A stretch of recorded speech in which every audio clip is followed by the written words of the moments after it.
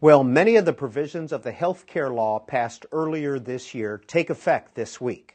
And joining us to discuss this on Newsmakers is the Secretary of Health and Human Services, Kathleen Sebelius. Secretary, I wanted to ask you, we've been hearing more from the Republicans about this idea of defunding mandates within the health law and various provisions in the health law. If Republicans were to take back the House in the midterm elections and they did try to defund some of these mechanisms, to what extent would this actually chip away at pieces of the law, do you think? Well, I don't think there's any question that they could do some serious harm to what is now begun, which is a major change in the rules of the road. So the power is beginning to shift from insurance companies to consumers and back to doctors and their patients. We have announcing, this week these major consumer protections, which will finally be in place, have been talked about for decades.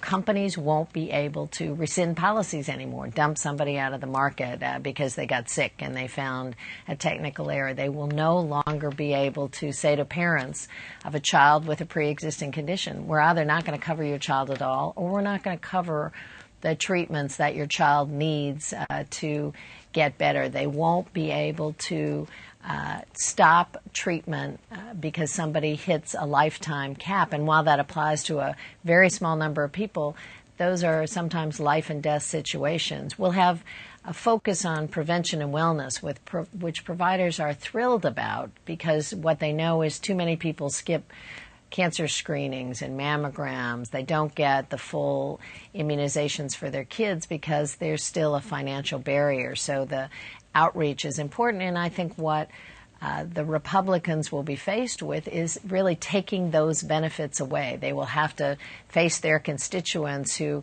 have their children enrolled on a family plan and say, that can't happen any longer. Or look at companies in their districts who have now participated in the early retirement program and say, we're not going to pay those claims. That's not part of this puzzle. Or seniors who will be getting a 50% decrease in their prescription drugs in the donut hole starting next year, and get preventive care as part of Medicare with no copays, and have an annual wellness checkup.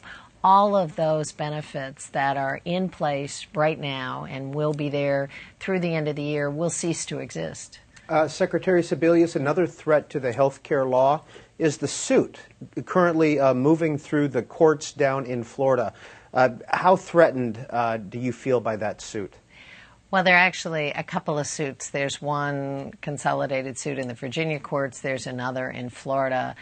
And, frankly, the Justice Department and our lawyers are confident that the law has strong constitutional basis. Having said that, I think there's no question that these court actions are likely to continue. Whatever the decisions are at the Virginia or Florida level will likely be appealed by whichever party doesn't prevail and make their way through the court system. In the meantime, we're going to keep working on, I think, the framework of this bill, which is really aimed at not only increasing coverage, increasing consumer protection, but ultimately better care for every American, looking at the areas where we're spending a lot of money and we're not getting great health results, and lowering the kind of costs that people are spending right now that are not leading to great health results for our nation. What I hear each and every day, Janet, from small business owners is often health coverage is the most important factor to keep a good employee, to recruit a good employee. And if they drop the coverage, which sometimes they feel forced to do because their rates continue to increase, they are fearful that they lose their best employees who go down the street or around the corner to get a job that has health benefits. So those tax credits are critical. They also, I think, will benefit greatly from enhanced oversight at the state level for rate increases. Small business owners really pay a premium right now. For the same coverage that a large company has, they may be paying 18 to 20% more.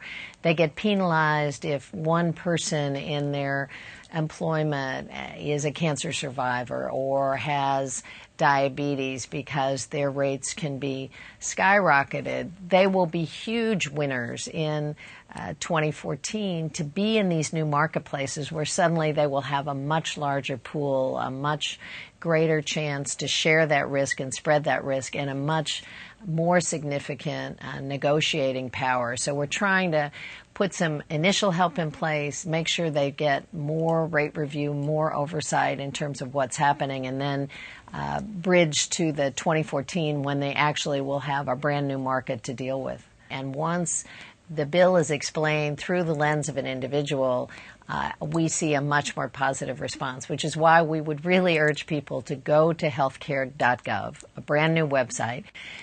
Few little details are put in at the front end. What's your age? What zip code do you live in? What's your health condition? To get the personalized information. And for the first time ever, people have an opportunity to see all the public plans for which they might be eligible, all the private plans in the marketplace, and get some information about how this law impacts them and what's coming next, what the timetable for implementation is. It's a great one-stop shop to put some tools back in consumers' hands. And Secretary Sebelius, one unrelated question as we move into flu season. How prepared is the U.S. government? Well, flu vaccines are available right now. Our advisory committee, for the first time ever, has recommended that everyone over the age of 6 months get a flu shot. We have a vaccine that includes a strain of H1N1, but also includes 2 other virus strains, which the scientists have identified as moving throughout the horizon, and we're going to have plenty of supply. So I would urge people to take it seriously. Flu shots are available right now. We're going to have an ample supply, but we know that elderly Americans, we know that pregnant women, we know that people with underlying health conditions are particularly vulnerable, but would urge everyone to get a flu shot. It's an easy way to be safe and secure, not only for yourself, but protect the ones around you who may be more susceptible to a serious disease than the one who's getting the shot. So, and remember to sneeze like that.